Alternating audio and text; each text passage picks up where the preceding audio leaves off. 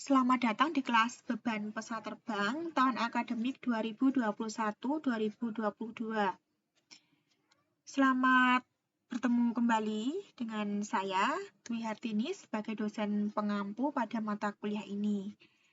Dan pada pertemuan pertama ini, saya akan menyampaikan 3 hal. Yang pertama mengenai kontrak perkuliahan kita, kemudian kedua silabus mata kuliah, kemudian ketiga mengenai materi pengantar. Oke, sebelum kita ke kontrak perkuliahan, akan saya sampaikan mengenai kebijakan pelaksanaan proses belajar mengajar semester ganjil tahun akademik 2021-2022. Dasar pelaksanaan perkuliahan. Pertama, keputusan bersama Menteri Pendidikan dan Kebudayaan, Menteri Agama, Menteri Kesehatan, dan Menteri Dalam Negeri tentang penyelenggaraan pembelajaran di masa COVID-19.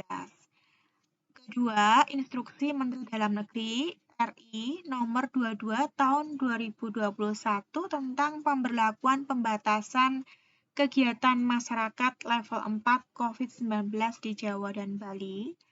Keputusan Rektor ITDA nomor P/171/7/2021 tentang pembelajaran jarak jauh pada semester GASA. Surat edaran nomor B/2/8/Lab terpadu/ITDA. Kemudian untuk kegiatan perkuliahan yaitu secara ada teori dan praktik ya. Teori masih kita laksanakan secara daring atau online. Kemudian praktikum nanti ada yang full daring maupun partial daring ya. Untuk yang berbasis komputer kita laksanakan secara full daring, dan untuk yang parsial ini juga ada, tetapi dengan kondisi yang terpaksa dan tentu saja dengan protokol kesehatan yang ketat.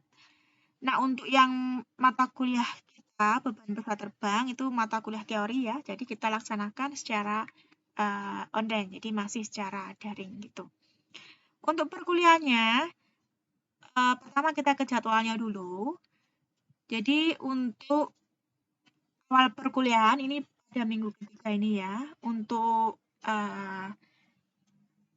jadwalnya yang beban pesawat terbang kelas B ya, itu hari Selasa ya, kita mulai tanggal 14 jam 14.50 ya. Kemudian untuk yang beban pesawat terbang kelas A itu Rabu jam 13 ya. Jadi hari Rabu ini tanggal 15 jam 13 gitu. Jadi itu. Kemudian untuk awal perkuliahan maba 11 Oktober. Nah, untuk UTS-nya ini kita laksanakan tanggal 1 sampai 19 November. Kemudian untuk UAS-nya tanggal 17 Januari ya, sampai 4 Februari ya, 2022. Untuk remedi sendiri 14 sampai 25. Ini. Kemudian untuk ketentuan perkuliahannya, jadi nanti materi kuliah ataupun tugas akan saya upload di portal Elena 2 gitu ya. Kemudian nanti untuk kemungkinan kegiatan interaktif ya secara daring itu bisa melalui Zoom maupun platform lain gitu. Kemudian pelaksanaan perkuliahannya sesuai dengan jadwal yang telah ditentukan tadi yang saya katakan ya. Untuk kelas B hari Selasa, kelas A hari Rabu gitu ya. Kemudian untuk absensi perkuliahan atau presensinya itu juga saya akan upload di Elena. Kemudian nanti mahasiswa melakukan presensi melalui Elena ini gitu ya. Kemudian nanti akan saya ekspor filenya ke portal dosen gitu ya. Dengan jumlah pertemuannya adalah 14 kali ya, dilaksanakan sesuai dengan jadwal. Kemudian untuk evaluasi yaitu UTS dan UAS-nya itu saya katakan di depan tadi ya, bahwa jadwal UTS-nya tanggal 1 November sampai dengan 19 November 2021.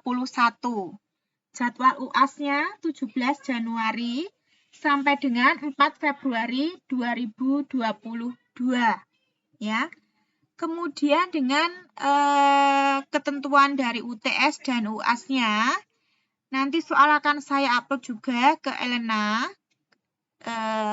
Beserta presensinya juga akan saya upload, silahkan nanti diisi.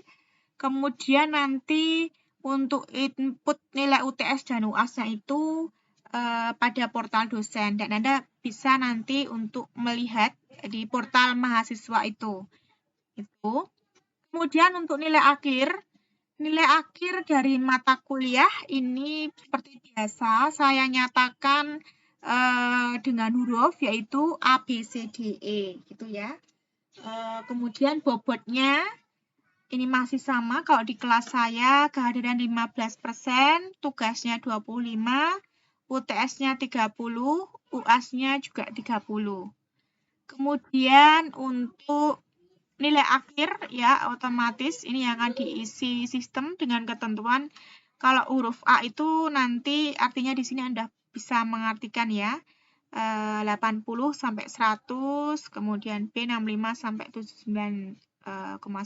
Jadi saya kira ini sudah hafal dan nanti Anda sudah harus punya target ya. Jika ingin mendapatkan nilai A minimal dapatnya harus 80. Jika ingin dapat nilai B minimal 65 dan seterusnya seperti itu. Saya kira sudah paham yang ini, saya tidak perlu panjang lebar menjelaskannya. Kemudian untuk remedi tadi yang dijadwalkan tanggal 14 sampai dengan 25 Februari 2021. Dengan syarat bahwa Anda semuanya mengikuti perkuliahan semester ganjil 2021-2022. Kemudian perubahan nilai remedi maksimal naik menjadi 2 grade ya. Nah, saya kira juga sudah paham. Kemudian untuk nilai remedi ini bisa menggantikan dari nilai tugas UTS atau UAS nanti yang paling kecil yang mana nanti akan menggantikan di situ gitu ya. Saya kira sudah paham. Sekarang kita ke pengantar dari materi kuliah beban pegang ya. Jadi tujuannya apa? Tujuan Anda belajar mengenai mata kuliah beban pesbang ini ya. Nah, tujuannya apa? Yaitu supaya kita semuanya mengetahui jenis pembebanan yang terjadi pada pesawat terbang ya. Jadi baik itu beban yang dialami pada saat pesawat itu terbang atau di udara ataupun pada saat di darat ya, baik yang berasal dari internal maupun eksternal. Gitu ya. Jadi tujuannya itu. Nah, untuk apa setelah Anda mengetahui dari jenis-jenis pembebanan yang terjadi pada pesawat? Nah, ini ya yang penting untuk apa? Jadi beban-beban yang terjadi ya pada pesawat pada setiap fasenya ya, pada setiap kondisi terbangnya, beban-beban itu nanti pada akhirnya akan diterima di bagian struktur pesawat itu. Jadi pada setiap bagian struktur pesawat itu ya, baik nanti pada bagian sayapnya ataupun pada bagian fuselage-nya atau bagian yang lain gitu ya. Jadi seperti itu. Dan perlu diingat bahwa permasalahan suatu struktur pesawat terbang itu memang sudah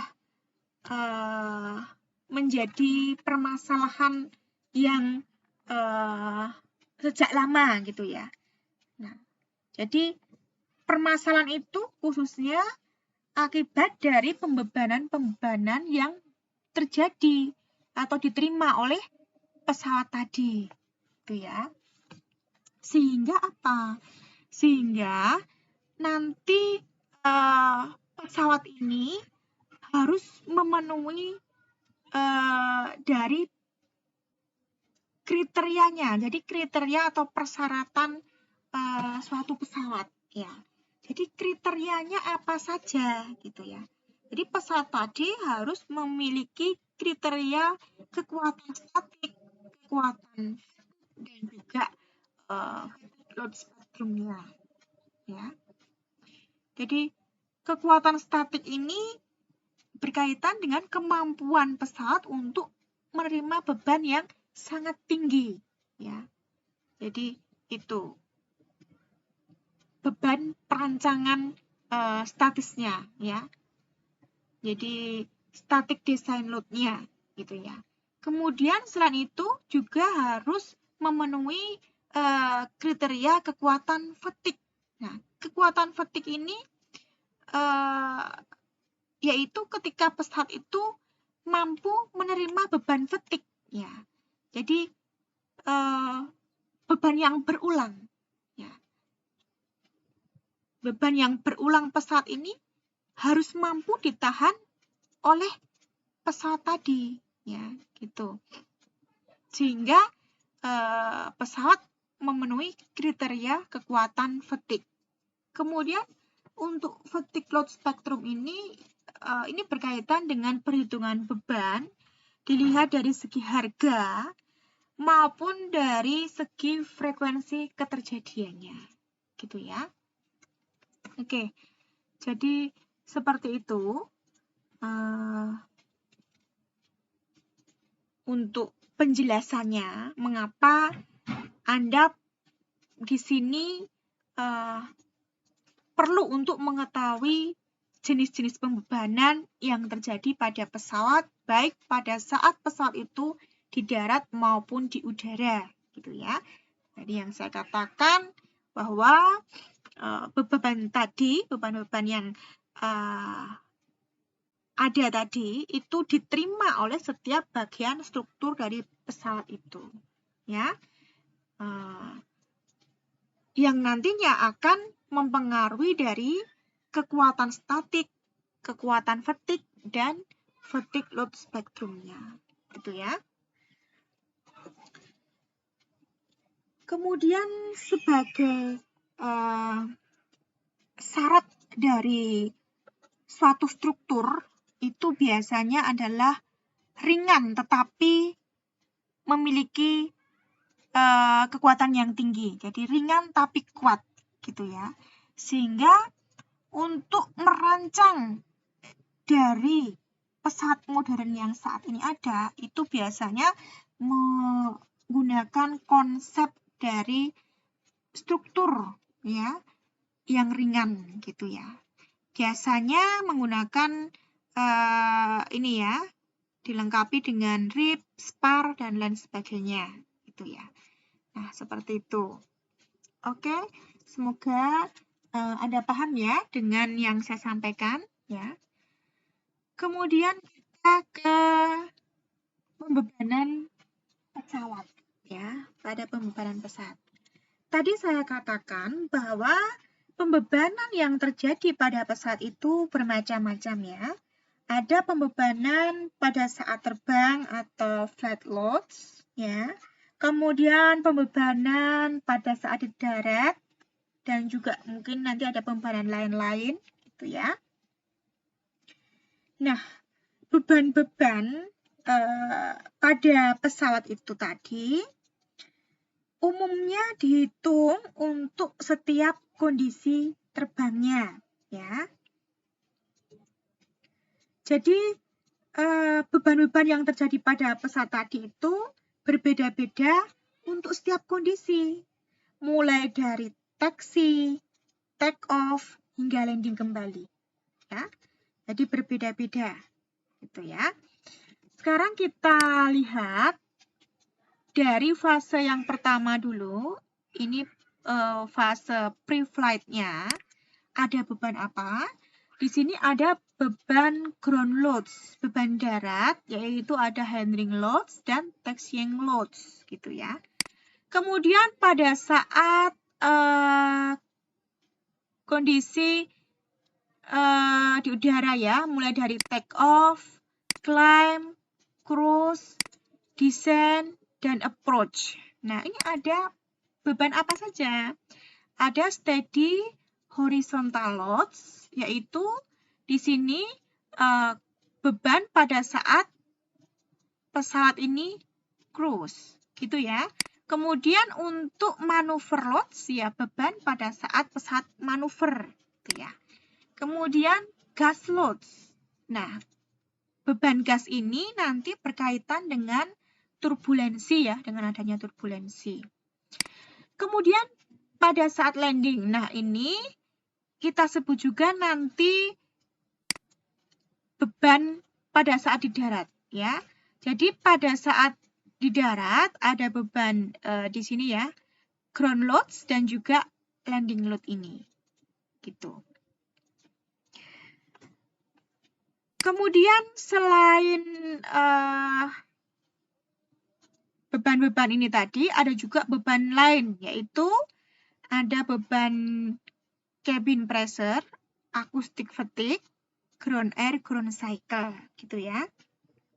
Oke, kita kembali lagi ke fase ya, fase dari pesawat terbang ini ya. Jadi kita lihat di sini ada fase take off dan fase landing ya. Jadi meskipun pada fase take off dan fase landing ini itu sangat singkat dibanding dengan siklus terbang secara keseluruhan ya. Namun beban saat take off dan landing tersebut menjadi parameter utama dalam perancangan pesawat terbang, gitu ya. Nah, jadi seperti saya sebutkan sebelumnya juga bahwa beban-beban tadi yang terjadi pada pesawat tadi dihitung untuk setiap kondisi terbang dan untuk setiap komponen pesawat. Ya setiap kondisi terbang yang saya sampaikan ya, misalkan pada saat di darat atau pada saat di udara, ya itu berbeda-beda gitu. Kemudian untuk komponennya juga berpengaruh. Jadi beban di wing akan berbeda dengan di ekor atau di tail gitu ya. Nah, gitu. Jadi itu sekali lagi saya sampaikan bahwa beban-beban pada pesawat itu umumnya dihitung untuk setiap kondisi terbang dan setiap komponen pesawat. Misal, ini saya ambil komponennya ada di ekor, ya, ada di ekor. Kita lihat kondisi terbang pada fase take off dan landing, gitu ya. Jadi saya ambilkan, sekali lagi contohnya komponennya pada ekor, gitu ya. Kemudian kondisinya pada kondisi terbang fase take off dan landing. Nah, ini suatu hal yang menarik ya, bahwa pada saat landing, ya, beban yang terjadi pada ekor itu akan 2 kali lipat beban pada saat take off. Itu. Jadi berbeda ya. Jadi meskipun ini sama-sama fase singkat, tetapi ternyata ya beban yang terjadi pada ekor itu ya, beban landingnya akan lebih besar daripada beban take off. Seberapa besar? 2 kali lipatnya gitu ya. Nah, jadi itu yang perlu digarisbawahi pada slide ini, gitu ya. Oke, kemudian kita akan bahas ya mengenai apa yang akan kita pelajari di mata kuliah beban pesbang. Jadi beban apa saja yang akan dipelajari? Apakah semuanya ini akan kita pelajari? Mengingat mata kuliah ini hanya 2 SKS saja ya, itu sangat singkat. Jadi nanti saya kira ini tidak bisa dipelajari semuanya. kita batasi saja. Yang kita pelajari di sini adalah bagian beban yang ada di sini, ya. Pada saat terbang, pada saat di udara, ya.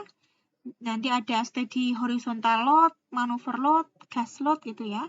Tapi nanti jika waktunya sampai akan kita tambah beban di darat, mungkin nanti yang landing load ini. Gitu ya. Itu yang akan kita pelajari di mata kuliah beban pesawat. Jadi tidak bisa semuanya, harus kita batasi. Tuh. Oke. Kemudian kita akan sampaikan silabusnya ya. Kita akan sampaikan silabus dari metode elemen hingga ini. Jadi tadi sudah saya sampaikan untuk kontrak perkuliahan kita. Sudah ya, kemudian materi pengantar, sudah. Ini silabusnya saya sampaikan di sini. Jadi, silabus metode elemen hingga ini nanti untuk mengetahui apa yang akan kita pelajari pada pertemuan tiap minggunya, gitu ya. Minggu pertama ini saya sampaikan mengenai silabus, materi pengantar, kontrak perkuliahan, dan seterusnya gitu ya. Kemudian kedua, jenis-jenis beban pesawat. Ya, tadi mungkin sekilas sudah saya sampaikan sebagai pengantar jenis-jenis beban di pesawat itu apa saja, tetapi nanti akan kita bahas lebih detail di pertemuan kedua. Gitu ya. Kemudian untuk pertemuan 3-4 ini mengenai analisis dan perancangan struktur beban dan tegangan. Nah, kenapa bahas ini? Ya, memang untuk memahami secara menyeluruh konsep-konsep tentang pembebanan di pesawat, maka kita perlu mengulas kembali ilmu-ilmu dasar teknik penerbangan. Apa saja? Seperti aerodinamika, struktur ringan, prestasi, dan stabilitas terbang. Nah, untuk mata kuliah ini akan saya sampaikan yang mengenai bagian struktur ringan ya, karena saya memang background-nya di sini, gitu. Jadi yang saya sampaikan ini. Tuh. Kemudian untuk pertemuan kelima ada W6 made in balance. Kemudian ke-7 itu ada beban cruise. Kita mulai masuk ke salah satu jenis bebanan ya. Ini kita mulai dari beban pada saat cruise, yaitu pada saat di udara. Namanya karena pada saat cruise ini kita namakan beban steady horizontal gitu ya. Kemudian pertemuan ke-8 nanti UTS dulu ya, kemudian baru pertemuan 8 ini pembahasan UTS. Ke-9 beban manuver ya, jadi jenis beban yang lain yaitu beban manuver. Kita ambil yang steady pull up. Baru nanti pertemuan 10 kita ambil yang beban manuver lain yaitu steady turn gitu ya. Kemudian pertemuan 11 kita akan belajar tentang flight envelope ya. Atau kita kenal dengan VN diagram. VN diagram atau flight envelope ini adalah berkaitan dengan nanti hubungan antara kecepatan dan load factor gitu. Kemudian pertemuan ke-12 akan membahas mengenai beban akibat turbulence dari beban gas tadi yang saya sampaikan depan, dan juga nanti sekaligus belajar mengenai VNG diagram. Bedanya apa dengan ini? Kalau ini VN diagram pada saat kondisi ini ya, beban gas ini. Jadi ada pengaruh turbulensi. Itu bedanya dengan yang ini. Kemudian pertemuan 13 ini kita bandingkan, nanti kita buat dua-duanya, VN diagram akibat manuver dan gas gitu ya. Ke-14 nanti ini kita kalau sampai ya. Jadi kalau tidak sampai juga nggak apa-apa, nggak menarget yang harus itu tidak, tapi semoga sampai. Kalaupun tidak, nggak masalah, kita akan fokus sampai di sini. Itu ya. Kemudian pertemuan terakhir nanti kita ke UAS ya. Gitu. Kemudian untuk referensi yang bisa Anda pakai, yang pertama bukunya Kamil Sulaiman, ya ini textbook ya, Diktat Kuliah Beban Pesawat, Teknik Penerbangan ITB. Kemudian untuk yang tambahan bisa Anda catat ini, bisa Anda cari ya referensinya. Saya kira itu untuk pertemuan pertama, ya. Jadi, memang tidak banyak yang bisa saya sampaikan. Yang penting di sini Anda sudah mendapatkan gambaran mengenai apa yang akan Anda pelajari pada mata kuliah beban pesawat terbang ini. Itu ya. Jadi itu. Kemudian Anda juga nanti sudah setuju dengan kontrak perkuliahannya, sehingga apa yang saya terapkan itu memang berdasarkan kontrak perkuliahan kita, ya. Jadi jangan sampai nanti di belakang